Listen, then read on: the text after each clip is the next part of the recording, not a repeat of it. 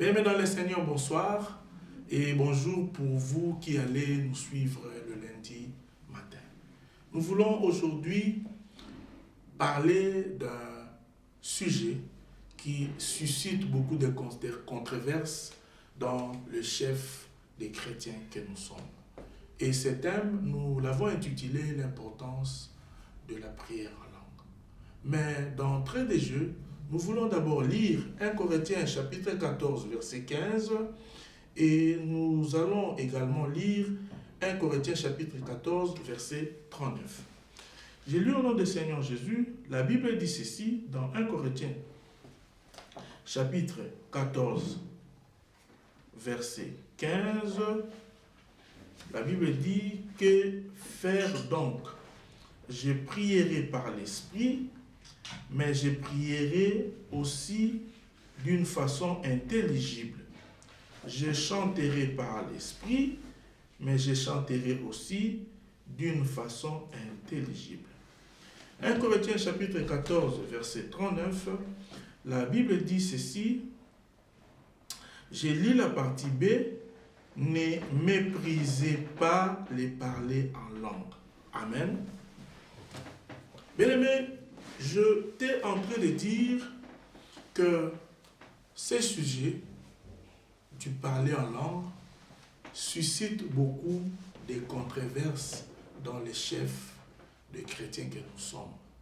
Mais nous voulons, à la lumière des Écritures, répondre aux différentes questions que nous nous posons. Nous nous posons beaucoup de questions du genre, est-ce que la prière en langue est-elle biblique? Est-ce qu'il y a des conditions pour prier en langue? Est-ce que le diable parle-t-il en langue ou il écoute une personne qui prie en langue? Est-ce que c'est obligatoire pour un chrétien de prier en langue? Et donc nous voulons, à la lumière des Écritures, voir et répondre à toutes ces questions que nous nous posons. Mais je voudrais, bien aimé, d'entrée des jeux, toi qui me suis, je veux que tu saches que l'on ne peut parler en langue que si on a été baptisé par le Saint-Esprit. Ou la prière en langue n'est possible que si il y a eu effusion du Saint-Esprit. Et donc, parler du baptême du Saint-Esprit et l'expression effusion du Saint-Esprit, cela veut dire la même chose. L'on ne peut pas parler en langue si on n'a pas été baptisé par le Saint-Esprit. Mais parce que nous parlons du Saint-Esprit, qui est le Saint-Esprit? Nous entendons à la longueur de journée, les chrétiens disent « l'Esprit m'a parlé, j'ai été conduit par l'Esprit, je voudrais sortir et l'Esprit m'a dit de ne pas ouvrir la porte ». Nous parlons tout et rien au nom de l'Esprit. Mais qui est le Saint-Esprit? Je veux que tu saches avant tout qu'en Dieu se combine éternellement à la fois l'unicité et la pluralité. En d'autres termes, je veux dire quoi?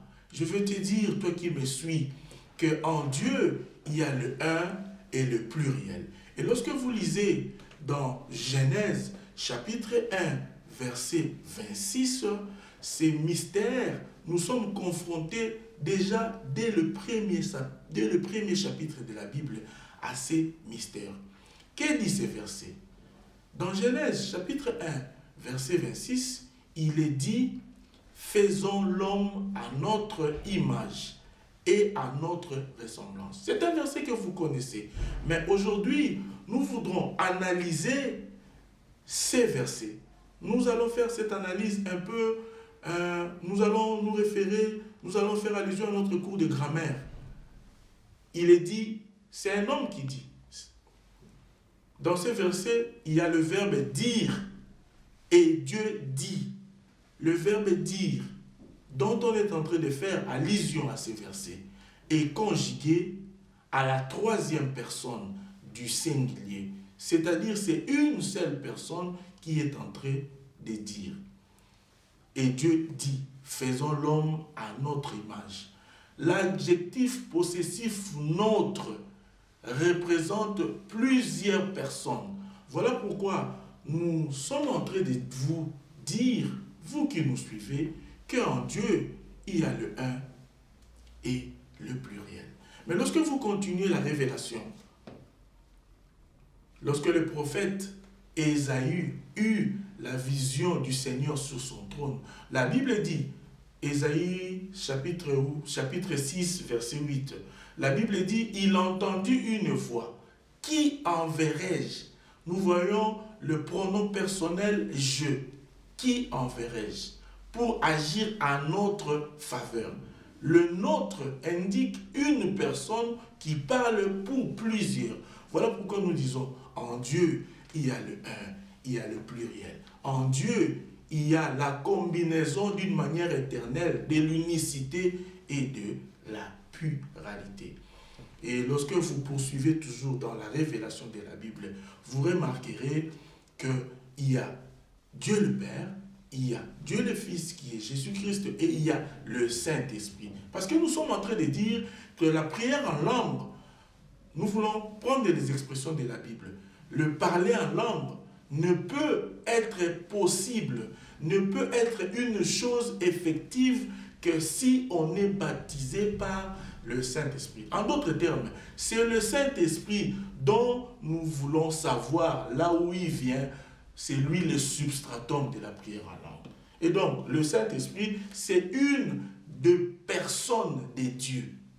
C'est lui qui est le réverbère de la prière en langue. C'est lui qui détient le vocabulaire, c'est lui qui détient l'alphabet de la prière en langue. Je voudrais, à ce point, vous qui me suivez, que vous puissiez déjà poser des jalons. Et donc, j'étais en train de dire qu'en Dieu, il y a une personne, en Dieu, il y a le un et le pluriel. Et ces mystères, nous sommes confrontés à ces mystères déjà depuis le premier chapitre de la Bible. Mais parce que nous parlons du baptême du Saint-Esprit, le baptême du Saint-Esprit, c'est quoi? Mais avant que nous définissions le baptême du Saint-Esprit, nous voulons dire que le Saint-Esprit n'est pas né de la dernière pluie. Le Saint-Esprit a toujours existé depuis la nuit des temps. Parce que j'ai dit que ce mystère, nous sommes confrontés depuis le premier chapitre de la Bible. Quand vous lisez Genèse, chapitre 1, verset 2, il est dit que le Saint-Esprit a toujours existé avant la création du monde. La Bible dit, la terre était informe et l'Esprit de Dieu, l'Esprit de l'Éternel, qui est le Saint-Esprit, s'est mouvé sur les eaux. Et donc le Saint-Esprit n'est pas né de la dernière pluie. Le Saint-Esprit a toujours existé depuis la nuit des temps. Toi qui me suis, sache que le Saint-Esprit a toujours existé. Il est une des personnes de Dieu. Le baptême du Saint-Esprit, parce que c'est de ça qui est là. C'est le baptême du Saint-Esprit. Lorsqu'on a été baptisé, c'est en ce moment-là, comme conséquence, on prie en langue. Le baptême du Saint-Esprit, c'est quoi?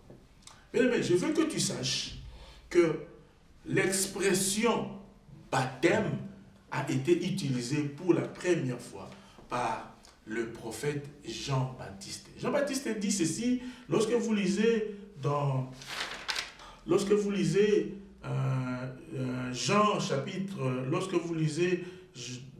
vous lisez les Saintes Écritures, il est dit ceci, Jean chapitre 1, verset 8, il est dit, Jean-Baptiste dit, moi, je vous baptise d'eau, mais celui-là, il parlait de Jésus, vous baptisera par le Saint-Esprit. Jean chapitre 1, verset 8.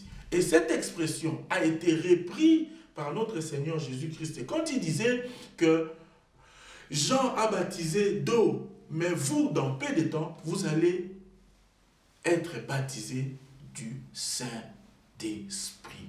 Mais le baptême, c'est quoi?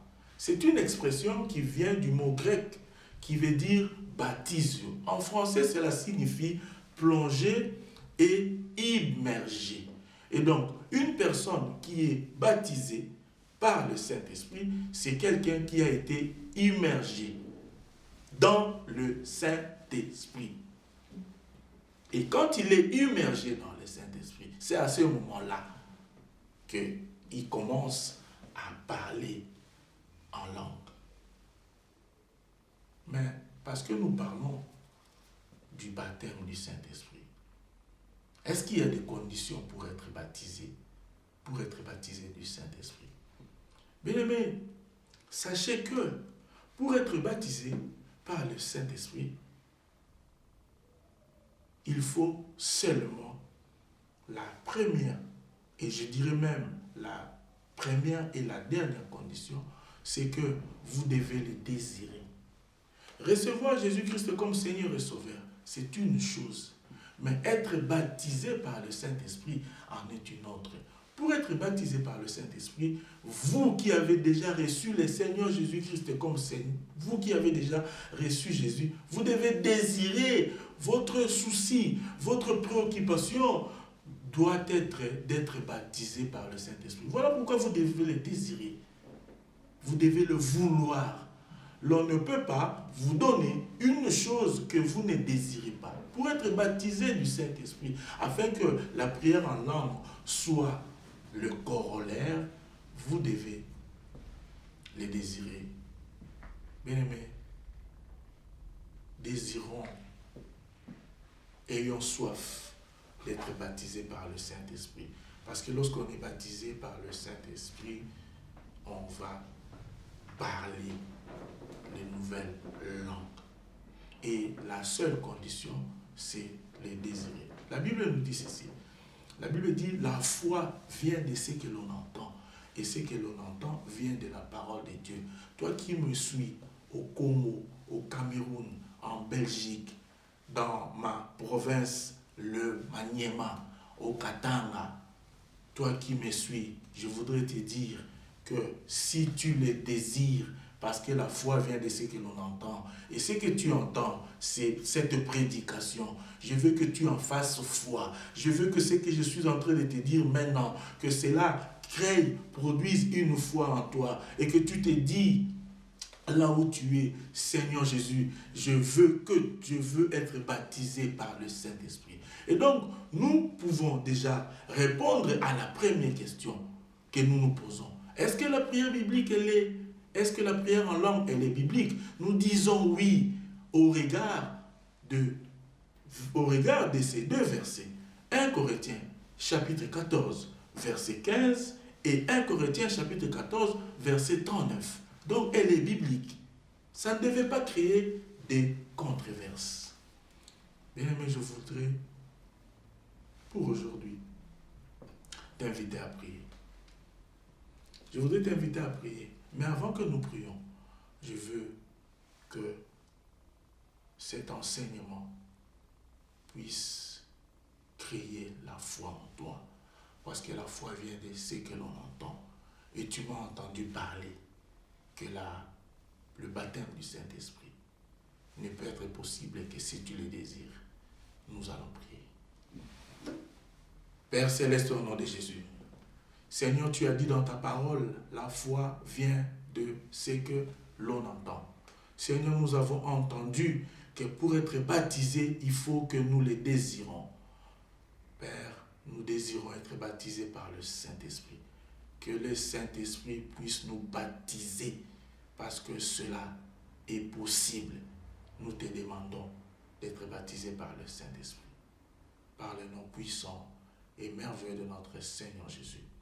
Nous croyons que nous avons été baptisés par le nom puissant de notre Seigneur Jésus.